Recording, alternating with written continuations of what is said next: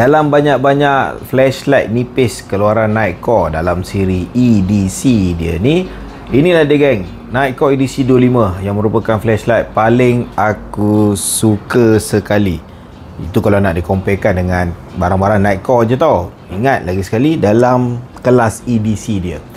Assalamualaikum dan salam sejahtera semua. Nama aku Badik. Selamat datang ke review sepintas bersama kami, Core Outdoor and Tactical. Pada hari ni aku nak tunjukkan sikit satu produk. Sebenarnya produk ni dah keluar agak lama juga, cuma barulah terasa nak buat video dia.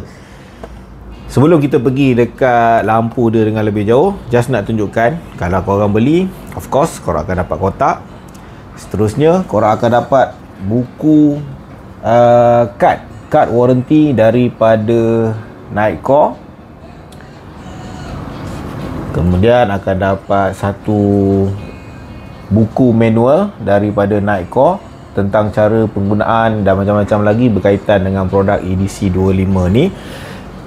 Yang ini tolonglah jangan hilang, sebab ada juga pernah jadi dia beli, dia main buang je. Bila tak faham guna, duk tanya kita, dah lah kita terpaksa carikan dia satu soft copy manual EDC 25. Kemudian semestinya dia akan bagi satu kabel USB-C dengan USB-A. USB-A kepada USB-C lah. Sebab apa? Flashlight ni dia bateri dia built-in, jadi bila nak charge kena pakai Type-C. Dan last but not least, yang terakhir sekali, kau akan dapat satu lanyard daripada Nitecore. Ini dia Nitecore EDC 25. Jom kita tengok bentuk dia. Aku nak bagi korang tengok pada jarak yang lebih dekat. Bentuk dia bagi aku agak futuristik. Tidak buruk, confirm lah tak buruk geng. Confirm tak buruk. Di mana one hand operation, kau boleh gunakan sebelah tangan saja. Segala mak nenek button dia ada di belakang ni. Dan ini pula adalah bentuk lampu dia. Agak yang menarik lah, pasal dia ni adalah klip dia ni besar kan. Kalau biasa kan flashlight punya klip kecil, tapi dia punya klip ni besar. Agak confident bila kita nak simpan dekat poket ataupun dekat bag. Yang best pasal flashlight nipis ni adalah bila khususnya kau nak bawa dan masukkan dalam poket, dia tak tebal geng. Kalau kau nak comparekan dengan flashlight biasa yang lebih tebal. Untuk comparison semasa, aku ambil satu Nitecore MT21C supaya korang dapat bayangkan apa beza ketebalan dia. Yes, nampak beza ketebalan dia. Jadi bila kita letakkan ni dalam poket, memang akan terasa lah sedikit sebab dia agak besar. Cuma kalau siri EDC ni nipis, kita rasa compact di pinggang. Walaupun nampak nipis dan compact, tetapi power dia tak boleh nak bawa bincang. Tapi sebelum power dia kita belanja, kita tunjuk antara sebab lain yang aku suka pasal dia ni. Dia ada indikator.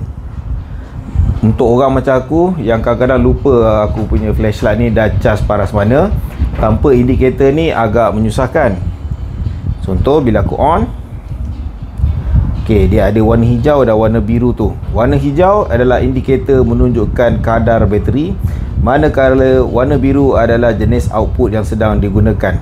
Kita half press the main switch untuk naikkan mode 2, mode 3 dan mode 4.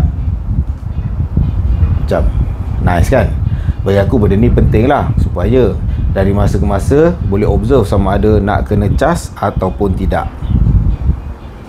Seterusnya, tahap kecerahan lampu dia ni.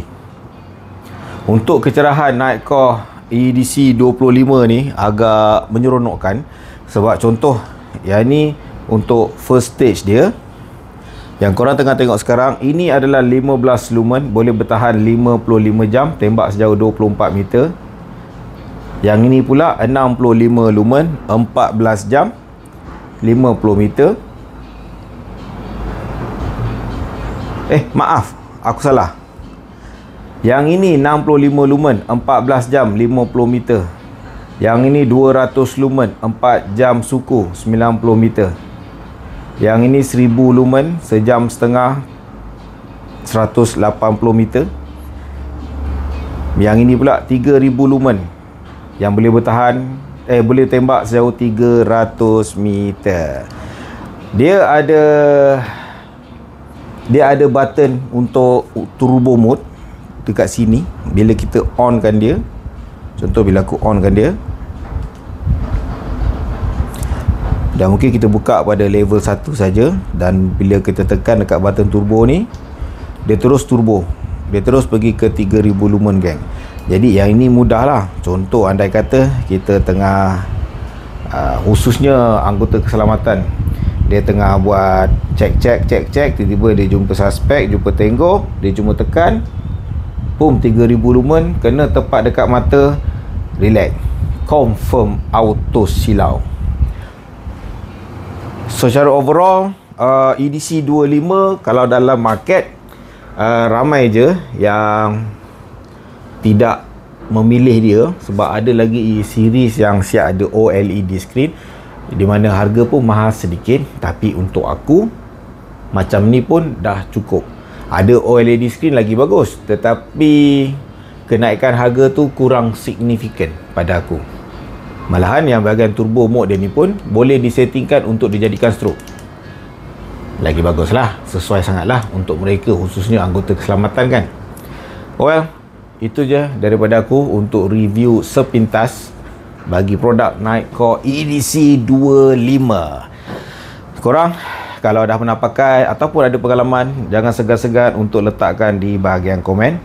Dan guys, tolong tekan button like, dan jika sudi bolehlah tekan button share untuk ramai-ramai tahu pasal barang ni. InsyaAllah berjumpa di review akan datang. Assalamualaikum.